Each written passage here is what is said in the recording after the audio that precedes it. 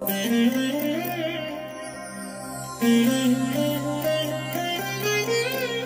దినం పరము నుండి దిగివచ్చు మాట.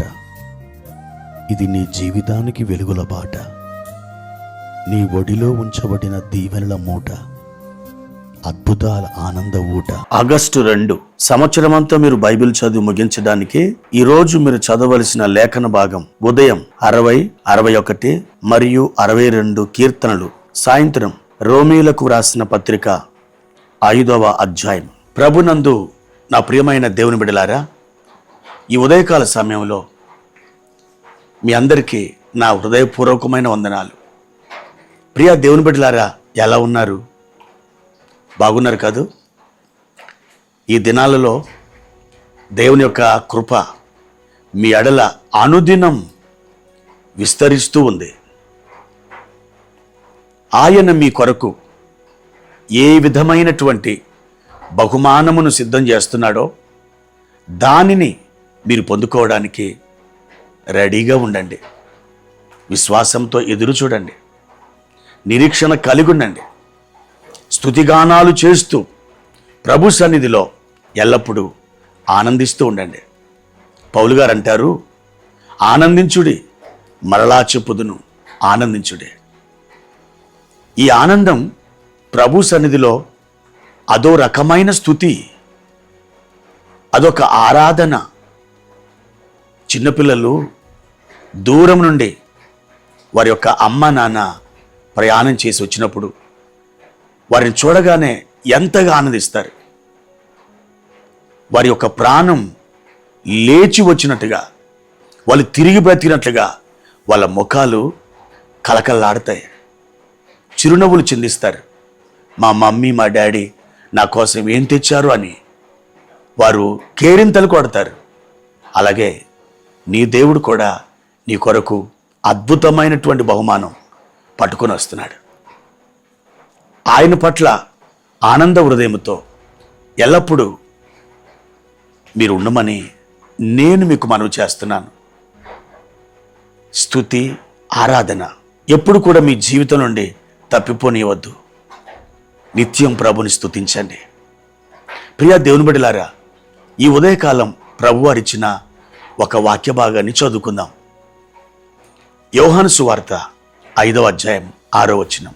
యేసు వాడు పడి ఉండుట చూచి వాడు అప్పటికి బహుకాలం నుండి ఆ స్థితిలో ఉన్నాడని ఎరిగి, స్వస్థపడగోరుచున్నావా అని వానిని అడిగాను. ప్రియమైన దేవుని బిడ్డలారా, ఎంత మంచి దేవుణ్ణి, ప్రభువుని మనం కలిగి ఉన్నాం. బేతస్తా కోనేటి దగ్గర 38 సంవత్సరాలు నిరాశతో, నిస్పృహతో పడిపోయి ఉన్నటువంటి ఆ మనుషుణ్ణి ప్రభు చూచాడట. వాడు బహుకాలం నుండి ఆ స్థితిలో ఉన్నాడని ఎరిగి. ఆ మాట మీకు అర్థమైందా? ఎంతో కాలం నుండి అతడు పడుతున్న బాధని ప్రభు చూచాడు. వాడు పడి ఉండుట చూచి. ఈ మాటను బట్టి మీ విషయంలో మీరు ఎలాంటి బాధతో ఉన్నారో, ఎక్కడ మనస్తాపానికి గురైపోయారో, ఏ విషయంలో మీ హృదయం గాయపరచబడిందో, మీరు ఎక్కడ పడిపోయి ఉన్నారో దానిని ప్రభు ఈరోజు చూడడం లేదా? ప్రభు చూశాడు, ప్రభు చూస్తున్నాడు. ఈ బేతస్తో కోనేటి దగ్గర కూర్చున్న ఆ మనుషుణ్ణి ప్రభు చూచి, ఒక దేవదూతను కాదు, స్వయంగా ఆయనే అక్కడికి దిగి వచ్చాడు. ఆయన అడుగుతున్న ప్రశ్న చాలా కీలకమైంది. నీవు స్వస్థపడగోరుచున్నావా? ఎప్పుడైనా యేసుప్రభు వారు ఎవరినైనా నువ్వు బాగుపడాలనుకుంటున్నావా, నువ్వు స్వస్థపడగోరుచున్నావా అని అడిగారా? ఎక్కడ అడగలేదు. కానీ ఒక వింతైన రీతిలో ఈ మనిషిని అడుగుతున్నారు, నువ్వు స్వస్థపడగోరుచున్నావా? ఎందుకో తెలుసా? 38 సంవత్సరాలు అతడు అక్కడ పడి ఉన్నాడు. ఈ సుదీర్ఘ సంవత్సరాలు వారి జీవితంలో గడిచిపోయినాయి. వాని యొక్క ఆశ, వాని కోరిక ఏనాడో సమాధైపోయి ఉండొచ్చు. అయితే అతనిలో అలాంటి ఆశ ఉందా, అతనిలో అలాంటి కోరిక ఉందా అని ప్రభువు తెలుసుకొనగోరి ఈ ప్రశ్న అడుగుతున్నాడు. నువ్వు స్వస్థపడగోరుచున్నావా? ప్రియ దేవుని బిడ్డలారా, మీరు ఏదైనా దేవుని నుండి ఒక కార్యం పొందుకోవాలంటే మీరు కూడా ఒక ఆశను కలిగి ఉండాలి. మీ జీవితంలో కొన్ని సంవత్సరాలు గడిచిపోయి ఉండొచ్చు.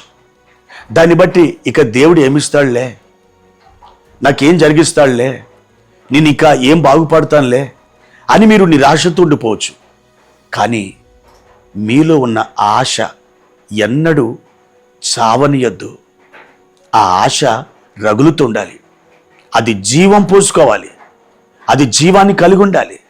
ఎప్పుడైతే అలాంటి ఆశ నీలో ఉంటుందో ఒక దినం ప్రభు నీ దగ్గరికి వస్తాడు. నువ్వు ఆశించినది నీకు దయచేస్తాడు. పరిశుద్ధ గ్రంథం ఏం చెబుతుంది? ఏలయనగా ఆయన ఆశ కలిగిన ప్రాణమును తృప్తిపరిచి ఉన్నాడు. అవును, నువ్వు ఆశపడు, ఎల్లప్పుడూ ఆశపడు, తప్పు కాదు. నీ నోట్స్ మీద రాసుకో, నువ్వు ఏదైతే ఆశపడుతున్నావో నీ డైరీలో రాసుకో, నీ అద్దం ముందు పైభాగంలో రాసుకో. నీ ఆశ ఏంటి? దేవుడు నీకు ఏం చేయాలని నువ్వు అనుకుంటున్నావు? అది గాఢమైన ఆశగా నీలోకి దిగిరానిమ్ము, నీలో నాటబడని.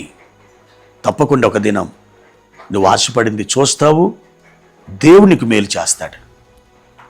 ప్రార్థన. ప్రేమ కలిగిన తండ్రి, మీ ఘనమైన నామానికి స్తోత్రాలు.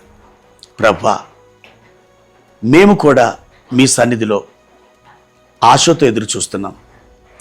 మా ఆశలన్నీ నీవే, మా ఆశలు వృధాగా పోనీయవు.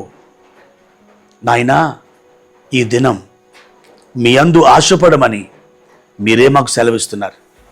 మా నాయన, మా ప్రియులు ఏదైతే ఆశ కలిగి ఉన్నారో వారి ఆశను తీర్చి వారి జీవితంలో ఒక అద్భుతం చేయమని యేసు పేరిట ఈ ప్రార్థన అడుగుచున్నాను తండ్రి. ఆమేన్.